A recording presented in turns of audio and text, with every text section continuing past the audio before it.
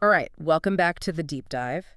If you're anything like us, your home improvement to-do list probably feels longer than a South Dakota winter sometimes. Oh, you betcha. As homeowners, there's just always something, isn't there?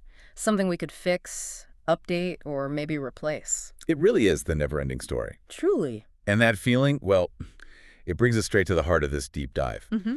which home improvements actually add real, tangible value when it's time to sell. Yeah. Because from our experience, not all fixes are created equal. You can put in a lot of effort, a lot of money, only to find it doesn't really pay off with the next buyer. And that's such a tough lesson. It It's like will. the crucial distinction, right? Because I think many of us, myself included sometimes, we fall into fixing what we personally don't like or what's trendy. Right. The latest thing on TV. Exactly. Yeah. But does that really align with what a buyer is looking for? Or are we just kind of throwing money down the drain? So our mission today is really to share our insights on how to be smart with your home repair investments. We want to focus on what helps a home sell faster, maybe for more money, not just what makes you happy right now. Exactly. And that leads us right to what we sometimes call the golden rule. You've got to try and always think like a buyer, not just a homeowner. Okay. The improvements that tend to add the most value are those a buyer can see, feel, and benefit from pretty much right away. Instantly. Yeah. This Yeah. isn't about chasing perfection, not at all. It's about making smart, targeted choices. So we're going to break this down practically, honestly, room by room, project by project, real Midwest sensibility here. Love it. Okay, so when we dug into this, what really makes a difference? One project seemed to consistently rise to the top, offering like huge returns. And honestly, it's something many of us might overlook, thinking it's too simple. Paint. Paint. It's incredible, isn't it? Yeah. Why is it such a powerhouse? Well, paint is often the highest ROI project you can tackle because it's the very first thing buyers notice. A fresh coat just instantly gives a home that clean, well-maintained vibe. Totally changes the feel. It does. Hmm. We've seen average ROIs, that's return on investment, basically how much money you get back for what you put in of like 90% to maybe even 110%. Oh. And if you're doing it yourself, the DIY cost is usually super reasonable, maybe $1 to $3 per square foot. That's right. Though I gotta say, for my first DIY painting project, the therapy bill might have added a few more dollars per square foot. It was an experience. Yeah, fair enough. There can be a learning curve. So when should we really commit to, grabbing that paintbrush? You definitely want to paint if you have scuffed walls, maybe bold or really outdated colors, or especially if there are strong odors, things like smoke or pets. Okay, makes sense. And for maximum appeal to buyers, your focus should generally be on neutral tones. Think greige, soft white, maybe a warm taupe. These are just universally appealing. They make a space feel bigger, cleaner. Good tip. And here's a smart little tip. We've seen work wonders. Painting cabinets. With the proper prep, of course. That can be a fantastic, cost-effective alternative to replacing them entirely. It can totally transform a kitchen or bathroom. Oh, that's a big one. But on the flip side, when can you wisely, save your money and effort? Well, if your paint is already in pretty decent shape, or if the colors are, broadly appealing, you can usually leave it. Okay. There's no need to undertake a full interior repaint unless the house truly needs that fresh, cohesive feel. Sometimes, good enough really is good enough. Hmm. A buyer probably won't ding you for it. Good perspective. Okay, so from the canvas of paint, let's move to the heart of the home. The kitchen. The kitchen. This is a space that can really make or break a sale, right? But maybe not always for the reasons you'd think. Exactly. Many homeowners assume a full kitchen gut rehab is the ultimate value add. But here's the surprising thing we've seen. A strategic mini makeover can actually give you a higher percentage return on your investment than a complete overhaul. Yeah. We've seen full kitchen remodels offer an ROI of maybe 50% to 70%, while those smaller strategic upgrades, they can jump up to 80%, maybe even 100% ROI. That's fascinating because the cost difference is just, well, it's huge. Astronomical, yeah. A big, full-blown kitchen remodel can easily set you back, what, $25,000 to $60,000? Maybe more. Easily. Sometimes way more. But a targeted mini makeover, we're typically talking maybe $2,500 to $7,500 for a pretty significant buyer-pleasing impact. Exactly. It feels like a no-brainer when you frame it that way. It really does. So think about when a buyer walks into the kitchen. What's the first thing they notice? Often, it's those dated cabinet handles or maybe the yellowed light fixtures. The little things. Yeah, the details. That's why for kitchen updates that really matter, Focus on those smaller, impactful changes. Think about replacing dated hardware with something more modern like matte black or brushed nickel. Okay. Painted cabinets, like we mentioned. Huge impact. Installing even a simple tile backsplash can dramatically update the look. Oh, backsplash makes a big difference. It really does. Updating light fixtures, faucets, and swapping out those maybe almond or bisque appliances for mid-grade stainless steel, even gently used ones, can truly refresh the space without breaking the bank. Good call on the gently used. We did that with a fridge once. See? Saved a fortune, I bet, and it probably looked great once it was in place. You don't always need top dollar stuff. So true. And where can you wisely hold back spending in the kitchen? Well, unless your kitchen is literally falling apart, we'd usually advise against a full remodel just for selling. Okay. And definitely skip those super high-end countertops Yeah. like, exotic quartz or marble if your neighborhood's comparable sales don't really support that kind of price bump. Right. Got to know your market. Exactly. It just won't give you the return you're hoping for. You might actually lose money. Good point. Okay, next up, let's talk bathrooms. Buyers mainly want clean and fresh spaces here, which totally makes sense. Absolutely. Cleanliness is key. We've found that while maybe a mid-range bathroom remodel might give you an ROI of 60% to 80%, costing maybe $5,000 to $15,000. A simple refresh can often be under $2,000 and totally DIY friendly for a lot of homeowners. So what are the, hidden gems of bathroom updates? What's truly impactful here is how much difference just some small efforts can make. For your must-do list, definitely regrout any dingy tile and replace any old tired caulk. Oh, yeah. Crow's cock is the worst. It really is. Painting the vanity or just swapping out its hardware is easy. Updating old shower heads, towel bars, light fixtures, and upgrading to a framed mirror instead of just that plain plate glass.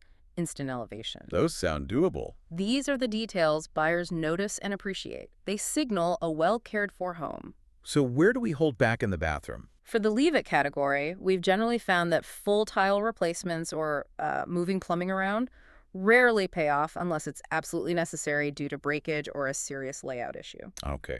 Avoid the big stuff if possible. Right. And those luxury tubs, the jetted ones or custom multi-head showers, they might be nice for you, but they rarely return their full value when you're looking to sell. Keep it simple, clean, and fresh. That's the goal. Inviting, not necessarily a five-star spa. Gotcha. Okay, shifting outside. Curb appeal. Yes. If we connect this to the bigger picture, first impressions truly can equal fast sales. And nowhere is that more true than with landscaping, right? Absolutely crucial. Buyers often form an opinion within 8 seconds of seeing your home Yeah. before they even step inside. 8 seconds. It's quick. And basic landscaping, just keeping things tidy, can have an impressive ROI. We're talking 80% to maybe even 150%. Yeah, that's huge for some mulch and flowers. It is. With an average cost maybe around $1,000 to $5,000, it's an investment in that critical first glance. Those are powerful numbers. So for practical tips that really deliver, what should people focus on? Think the basics first. Consistent mowing, crisp edging along sidewalks and driveways, fresh mulching in the beds, and thoughtful pruning of shrubs and trees. Simple, but incredibly effective. Makes it look cared for. Exactly. We also suggest planting low-maintenance perennials or native plants that thrive here in our Midwest climate. Less work for the next owner is always a plus. Good point. Adding fresh mulch, maybe a few inviting potted plants near your entrance, and definitely repairing any bulb patches in the lawn or bare dirt along the foundation. It just shows care and pride. That resonates. Okay, so keep it neat, tidy, and welcoming. Where should you hold back? Definitely hold back when it comes to really over-the-top landscaping or elaborate hardscaping. Things like big retaining walls, fountains, expensive stone patios. Unless they're already there, I guess. Right. But don't add them just to sell. Right. While they can be beautiful, these often cost more than they actually add in resale value. Mm. Buyers appreciate a tidy yard, but they rarely pay a premium for, a personal arboretum. Makes sense. Keep it appealing but maintainable. You got it. Now, let's talk about some of the bigger investments. Windows, roofs, major systems like your HVAC. These are significant outlays. The big-ticket items. Yeah. And while buyers certainly expect a safe, functional home, do they really pay a premium for brand new systems if the old ones are still doing their job okay? That feels like a common misconception. That's a really important question. It's necessity versus luxury, right? Take Windows, for instance. They typically have an ROI around 60% to 75%. Okay. You absolutely need to address them if they're leaking, rotting, or stuck shut. Yeah. I mean, nobody wants drafty windows in a Midwest winter. Definitely not. But if they're older but still functional, they open and close, they're not drafty, you can often leave them. Buyers rarely demand brand new windows unless the energy bills are just shockingly high. They're looking more for basic function and comfort. Good point. Okay, and roofs. That's always a big one that makes homeowners nervous when selling. The roof, yeah. It has an ROI usually in the 60% to 70% range. Huh. You absolutely need to address it if it's near its end of life or showing clear signs of leaking. A leaky roof is pretty much a non-starter for almost any buyer. Deal breaker. Total deal breaker. But if it's in decent shape with, say, 5 or more years left on its expected life, you can often leave it. Just be sure to disclose its condition clearly and maybe price your home accordingly. Transparency is key. Absolutely. And the same logic applies to HVAC, your heating, ventilation, air conditioning, and water heaters. ROI, maybe 50% to 70%. Fix them if they're unreliable, super noisy, or failing inspections. Right. But if they're old but still working okay, you can often leave them. Instead, maybe consider offering a home warranty to the buyer. That gives them peace of mind without you facing that huge upfront replacement cost. Oh, that's a smart alternative. A home warranty. It can be a great selling point. Okay, so beyond those bigger ticket items, we found there are so many other smart, often low-cost fixes that add real value. These little updates really signal to buyers that the home is well cared for. And that sense of peace of mind, well, it can truly be worth thousands, Ken. Oh, absolutely. It's often the small details that create that overall impression. So what are some of your favorite secret weapon small fixes? Oh, there are quite a few good ones. Think about swapping out those old, maybe dated brass doorknobs and hinges for a more modern nickel or black finish. Simple, cheap, big difference. Instant update. Totally. Replace any yellowed, grungy light switch covers and outlet covers with fresh, crisp white ones. It's a tiny detail, but it speaks volumes about cleanliness. True. You touch those every day. Exactly. Installing energy-efficient LED lighting in key rooms like the kitchen and bathrooms is a subtle but impactful upgrade buyers definitely notice on a walkthrough.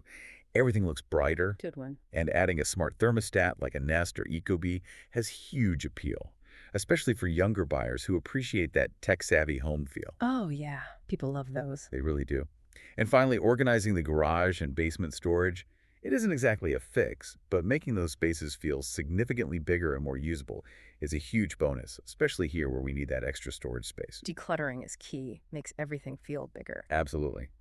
Now, what's truly fascinating and maybe a bit counterintuitive Well- is that sometimes the smartest move isn't to fix everything. In certain market conditions, it's actually more strategic to price the home correctly and sell it as is. Okay. Tell me more about that. When does as-is make sense? We've definitely seen that work wonders, especially like you said here in the Midwest, where markets can shift pretty quickly. Right. You should seriously consider skipping extensive repairs if the market is really hot and inventory is super low. Yeah. Buyers might be willing to overlook things. Okay. High demand. Yeah. Or you need to sell really quickly. If your neighborhood just won't support the ROI of big upgrades, you'll never get the money back. Or, interestingly, if your likely buyer pool includes flippers or investors. Because they want to do the work themselves. Exactly. They prefer to buy it lower and put their own stamp and budget on it. So Wow. doing the work beforehand might actually be a waste for you. It's all about knowing your specific market and timing. That makes a lot of sense. It's not always about making it perfect. Precisely. And instead of over-improving in those situations, you could consider other strategies, like offering concessions to the buyer, maybe a credit towards new carpet or paint, or pricing competitively from the start. Or, as we mentioned before, offering that home warranty for their peace of mind about the older systems. So you have options besides just fixing everything. Lots of options. Yeah. These can be more effective negotiation tools than trying to guess exactly what a future buyer might want or value. Okay, so to kind of bring it all together here, smart home ownership, especially when you're thinking about selling, isn't about doing everything on that endless to-do list. Definitely not. It's really about knowing what's truly worth doing. It's about priorities, not perfection, just being a savvy homeowner. Exactly. And maybe this raises an important question you should ask yourself before you start knocking down walls or, shopping for that fancy backsplash tile. Okay. Ask yourself, will this really help the home show better? Will it help the home sell faster? And crucially, will it give me a good financial return? Or at least some valuable peace of mind? That's the core question. It really is. And hey, if you're ever unsure about your specific situation, asking a trusted local real estate agent is always a smart step. They'll know what adds the most value in your unique neighborhood and market. Great advice. Well, that's all the time we have for today's deep dive. Remember, you can check us out on social media. Just look for your home dad on the various platforms. And thank you so much for joining us on our journey of, well, fun, education, and building this great community together. We really appreciate you listening.